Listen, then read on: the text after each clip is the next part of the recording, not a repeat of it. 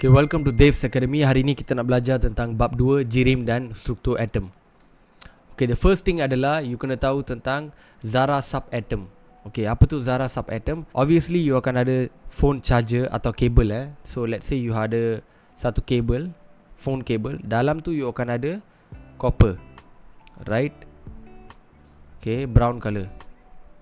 Okay, warna perang Dalam wire USB kabel charger awak atau any wire lah, mouse ke anything, you akan ada cuprum, which is copper. Yang tu berwarna perang, brown color. Okay, kalau awak zoom wire tu, right, you zoom wire tu, you akan dapat zarah, which means particle. Okay, ini adalah zarah pepejal, solid. And then if you zoom lagi, setiap zarah tu you akan dapat atom. Okay, you akan dapat atom. Atom structure dia adalah dekat tengah-tengah tu dia akan ada nucleus, and then dekat luar tu akan ada orbit yang akan ada elektron. Okay, so basically structure atom ni adalah dekat tengah-tengah tu kita panggil sebagai nucleus. Okay, okay, dalam nucleus akan ada proton dengan neutron. Dekat luar ni akan ada elektron. Yang ni kita panggil sebagai elektron. Okay, untuk setiap zarah subatom kita kena tahu dua benda, two things. Number one adalah kita kena tahu dia punya GSIM. Nombor dua, kita kena tahu dia punya charge relative. Okay, so untuk proton P, untuk neutron N, untuk elektron E. Okay, so untuk proton GSIM dia adalah 1. Untuk neutron GSIM dia adalah 1. Untuk elektron yang ada dekat luar, okay, dia GSIM dia adalah 1 bahagi 1840, which means sangat kecil because 1 divided by 1840 akan dapat value yang kecil. Okay, untuk charge pula, charge proton adalah positif, senang. Untuk neutron adalah neutral, so dia adalah 0. Untuk elektron, charge dia adalah negative 1. Okay, itu saja. And now kita akan pergi kepada soalan. Alright. Namakan X. X adalah dekat luar, so X kita panggil sebagai elektron. Nyatakan zarah subatom yang terletak pada nukleus atom nitrogen. Okay, dalam nukleus kita ada proton dengan elektron. Bandingkan X dan zarah subatom yang dinyatakan daripada segi charge relatif dan GSIM relatif. Senang je. So X adalah elektron, dalam nukleus ada proton dengan neutron. So dia suruh bandingkan charge dengan GSIM. So kita boleh just buat table ni. Charge elektron adalah negative 1, proton adalah positive 1, neutron adalah 0 sebab dia neutral. GSIM untuk elektron adalah 1 bahagi 1840, lebih kecil. Proton GSIM dia adalah 1, neutron GSIM dia adalah 1. Okay, itu saja. Okay, next kita akan buat struktur atom. Kita akan buat soalan dulu. Okay, kita ambil unsur fluorine. Okay, unsur fluorine dia bagi tahu nombor nukleon dia adalah 19, which means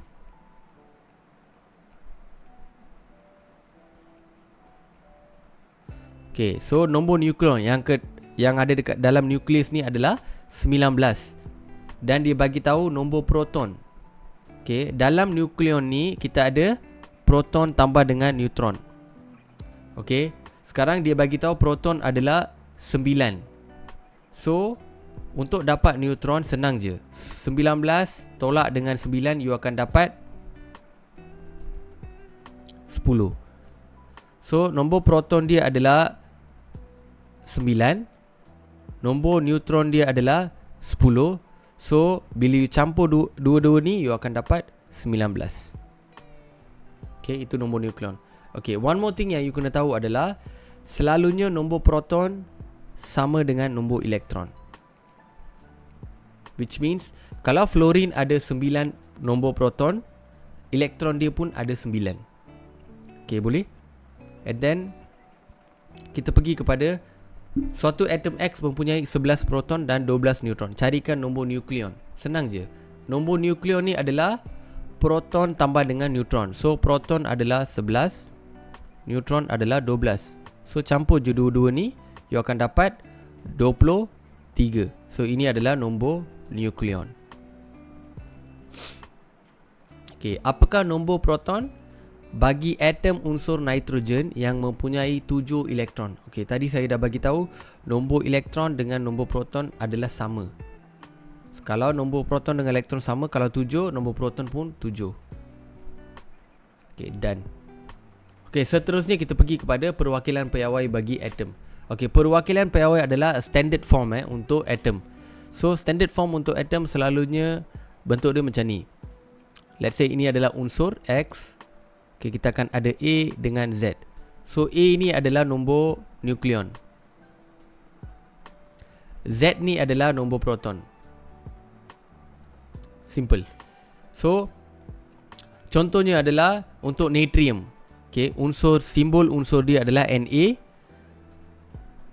So, nombor proton dia adalah 11. Tetapi nombor nukleon dia adalah 23. That's it. Okay, so kita akan dissect dulu apa yang ada dalam ni. Sekarang kita bagi tahu ini adalah nombor nukleon. Ini adalah proton. So untuk mengetahui dia punya neutron, we just minus saja. Sebab nukleon adalah proton tambah dengan neutron. So sekarang nukleon dia adalah 23, proton dia adalah 11. So kita nak tahu neutron, senang je, tolak. So neutron dia adalah 23 tolak dengan 11, 12. Senang, itu je. Susunan elektron we always based on nombor proton. Itu je. Okay, nombor proton. Sebab tadi kita bagi tahu proton sama dengan elektron. Kan? So kita akan follow proton. So macam mana nak buat? Contoh natrium, proton dia adalah 11. Tadi kita ada satu atom. Lepas tu dekat luar tu ada orbit yang ada elektron. So ini adalah 3D. Kalau kita make it into 2D benda atom ni, so dia akan nampak macam ni. Orbit pertama, orbit kedua, orbit ketiga. Okay, so ini adalah 2D. So yang tengah-tengah ni adalah nukleus. Okay, orbit pertama hanya boleh ada 2 elektron sahaja, 2 electrons. Orbit kedua boleh mempunyai 8 elektron. Orbit ketiga 8 elektron. Simple. So kita just pecahkan according to this format.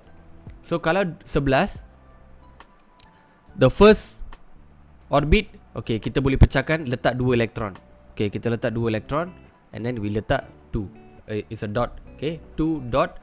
Second kita boleh letak 8. Okay, so kita dah daripada 11 kita tolak 2, tinggal 9. Tolak lagi 8, tinggal 1.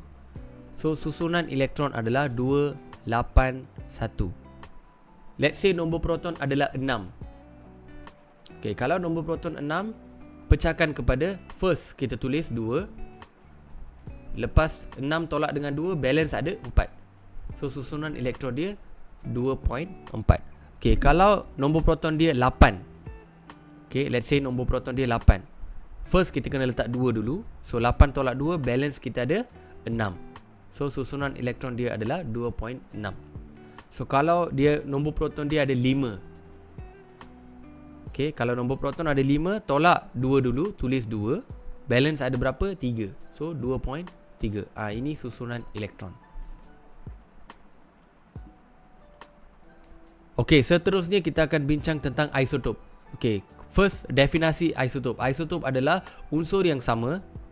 Silikon, silikon, silikon. Kalau awak nampak, ini adalah unsur yang sama. Unsur yang sama yang mempunyai nombor proton yang sama.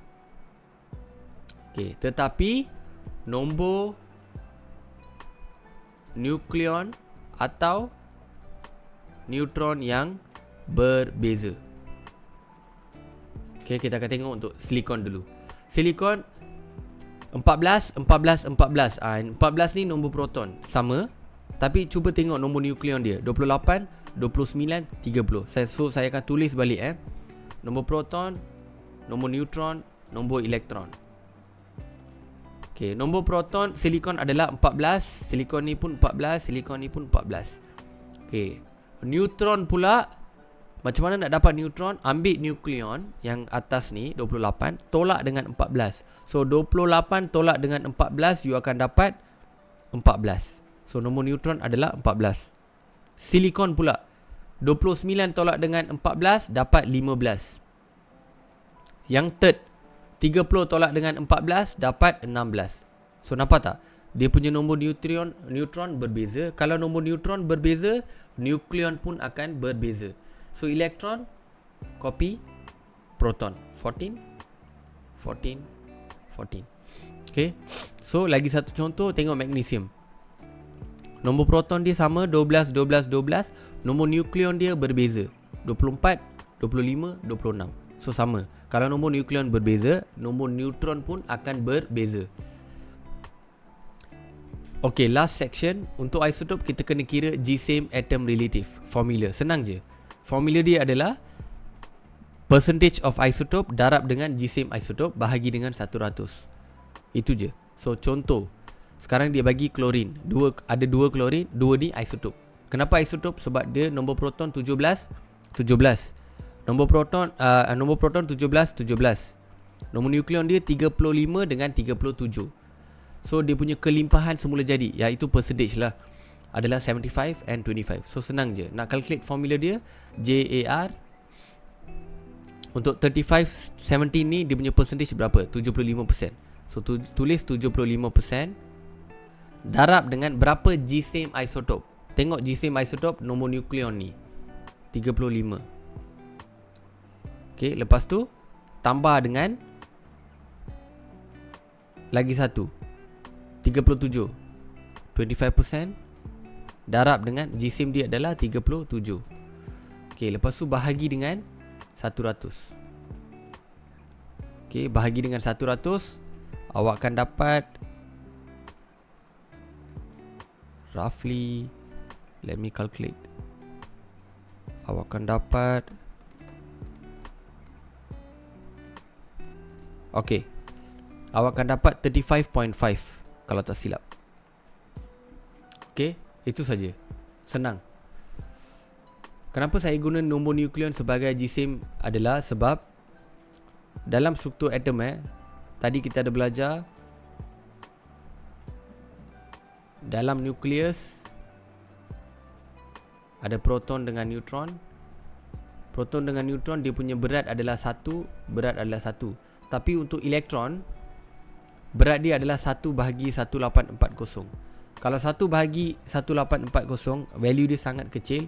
So kita tak akan kira elektron sebagai berat Gisim untuk atom tu. So kita kira yang kat tengah-tengah ni, nukleus. So apa yang ada dekat nukleus? Proton dengan neutron. Sebab tu saya guna Gisim dekat nombor nukleon. Okay, next adalah soalan. If you got any questions, you boleh letak dekat komen. And don't forget, kalau tengok video ni and you feel like bermanfaat, tolong subscribe channel ni, maybe share to your friends. Thank you.